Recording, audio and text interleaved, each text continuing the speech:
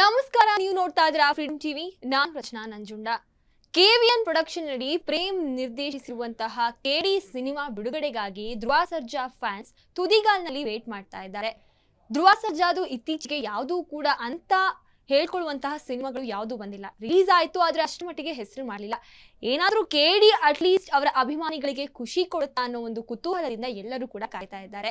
ಹೀಗಿರುವಾಗ ನಟ ಕಮ್ ನಿರ್ದೇಶಕರಾಗಿರುವಂತಹ ಜೋಗಿ ಪ್ರೇಮ್ ಅವರು ಏನು ಈ ಸಿನಿಮಾವನ್ನ ನಿರ್ದೇಶನ ಮಾಡಿದ್ದಾರೆ, ಅವರು ನಿರ್ದೇಶನ ಮಾಡಿದ್ದಾರೆ ಅಂದ್ರೆ ಈ ಸಿನಿಮಾಗಳ ಮೇಲೆ ನಿರೀಕ್ಷೆಗಳು ಹೆಚ್ಚೇ ಇರುತ್ತೆ. ಅವರ ಸಿನಿಮಾಗಳಿಗೆ ಒಂದು ರೀತಿಯ ಬೇರೆ ಫ್ಯಾನ್ ಬೇಸೇ ಇದೆ. ಯಾಕಂದ್ರೆ ಈ ಹಿಂದೆ ಅವ್ರು ಮಾಡಿದಂತ ಜೋಗಿ ಆಗಿರಬಹುದು, ಹಾಗೂ ಎಕ್ಸ್ಕ್ಯೂಸ್ ಮಿ ಆಗಿರಬಹುದು, ಕರಿಯಾ ಆಗಿರಬಹುದು, ಈ ಸಿನಿಮಾಗಳು ಜನರ ಮನಸ್ಸನ್ನ ಗೆದ್ದಿದೆ. ಕೇವಲ ಸಿನಿಮಾಗಳು ಮಾತ್ರವಲ್ಲ, ಸಿನಿಮಾ ಎಷ್ಟು ಮಟ್ಟಿಗೆ ಹೆಸರು ಮಾಡುತ್ತೋ ಅದರ ಜೊತೆಗೆ ಅವರು ಬರೆದು ಆ ಹಾಡನ್ನ ಹಾಡಿರುವಂತಹ ಹಾಡುಗಳು ಕೂಡ ಸಿಕ್ಕಾಪಟ್ಟೆ ಫೇಮಸ್ ಆಗಿದೆ.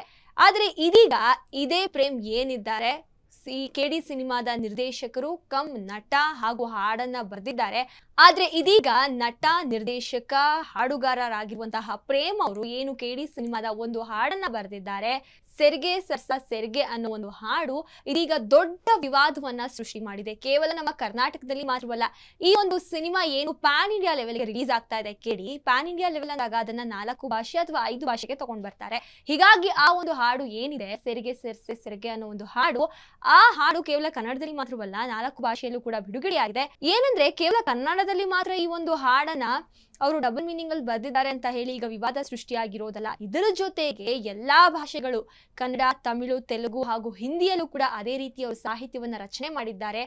ಡಬಲ್ ಮೀನಿಂಗ್ ಅನ್ನ ಹೊಂದಿದೆ ಈ ಸಾಹಿತ್ಯ, ಅಶ್ಲೀಲ ಪದ ಬಳಕೆ ಮಾಡಿದ್ದಾರೆ, ಒಂದು ಹೆಣ್ಣಿಗೆ ಅವಮಾನ ಮಾಡುವ ರೀತಿ ಒಂದು ಸಾಹಿತ್ಯ ಇದೆ ಅಂತ ಹೇಳಿ ಒಂದು ವಿವಾದ ಈಗ ಕೇಳಿ ಬರ್ತಾ ಇರುವಂತದ್ದು.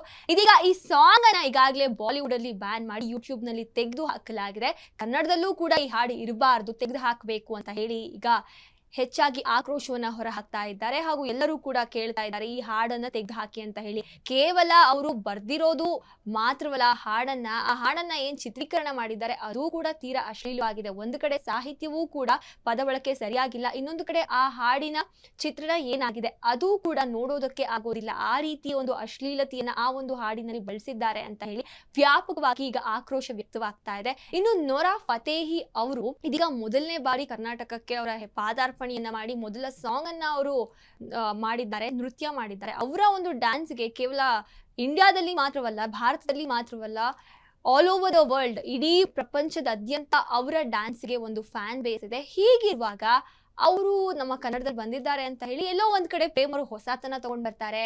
ಕನ್ನಡದಲ್ಲೂ ಕೂಡ ಬೇರೆ ದೇಶದ ಡ್ಯಾನ್ಸರ್ಸ್ ನ ಕರ್ಕೊಂಡು ಬಂದು ಸಿನಿಮಾನ ಪ್ಯಾನ್ ಇಂಡಿಯಾ ಲೆವೆಲ್ ಅಲ್ಲಿ ಮಾಡ್ತಾರೆ ಅಂತ ಹೇಳಿ ಎಲ್ಲರೂ ಕೂಡ ಕಾತರತೆಯಿಂದ ಕಾಯ್ತಿದ್ರು. ಹಾಗೂ ಒಂದು ಹೆಮ್ಮೆಯ ವಿಚಾರ ಅಂತಾನು ಅನ್ಕೊಂಡಿದ್ರು. ಯಾಕಂದ್ರೆ ಈ ಹಿಂದೆ ರಿಲೀಸ್ ಆದಂತಹ KGF ಅಲ್ಲೂ ಕೂಡ ಕನ್ನಡದ ನಟರು ಇದ್ರು, ಜೊತೆಗೆ ಪ್ಯಾನ್ ಇಂಡಿಯಾ ಸ್ಟಾರ್ಸ್ ಅಂತ ಯಾರು ಹೆಸರುವಾಸಿ ಆಗಿದ್ದಾರೆ ಅವರು ಕೂಡ ಇದ್ರು.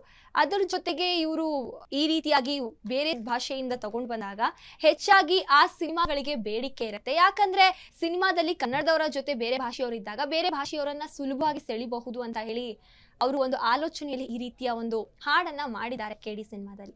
ಆದ್ರೆ ಇದೀಗ ಅವರು ಏನು ಹಾಡನ್ನ ಬರೆದು ಚಿತ್ರೀಕರಣ ಮಾಡಿ ಆ ಹಾಡನ್ನ 3 ದಿನಗಳ ಹಿಂದೆ ಬಿಡುಗಡೆ ಮಾಡಿದ್ರು.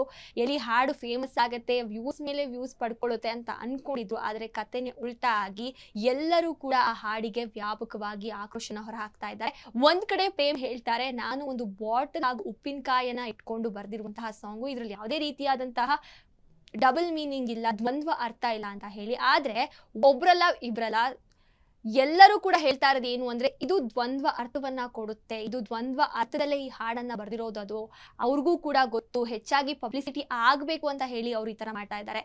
ಒಂದ್ ಕಡೆ ನೋಡೋದಾದ್ರೆ ಪ್ರೇಮ್ ಅವರ ಈ ಸಿನಿಮಾ ನಿರ್ದೇಶನದ ಒಂದು ಜರ್ನಿಯಲ್ಲಿ, ಅದರಲ್ಲೂ ಪ್ರಮುಖವಾಗಿ ಹಾಡನ್ನ ಬರ್ದಿರುವಂತಹ ಜರ್ನಿಯಲ್ಲಿ ಇದೇ ಮೊದಲನೇ ಬಾರಿ ಅಲ್ಲ ಅವರು ಈ ರೀತಿಯ ಒಂದು ವಿವಾದಕ್ಕೆ ಸಿಲುಕಿರೋದು. ಈ ಹಿಂದೆ ಒಂದು ಸಿನಿಮಾವನ್ನ ಮಾಡಿದ್ರು, ಪ್ರೀತಿ ಏಕೆ ಭೂಮಿ ಮೇಲಿದೆ ಅಂತ ಹೇಳಿ. ಅದರಲ್ಲಿ ಅವರೇ ನಟನೆಯನ್ನು ಕೂಡ ಮಾಡಿದ್ರು. ಅದರಲ್ಲಿ ಒಂದು ಹಾಡಿತ್ತು, ಸುಳ್ಳೇ ಸುಳ್ಳು ಈ ಭೂಮಿ ಮೇಲೆ ಎಲ್ಲ ಸುಳ್ಳು, ರಾಮ ಸುಳ್ಳು ಸೀತೆ ಸುಳ್ಳು ಅಂತ ಹೇಳಿ.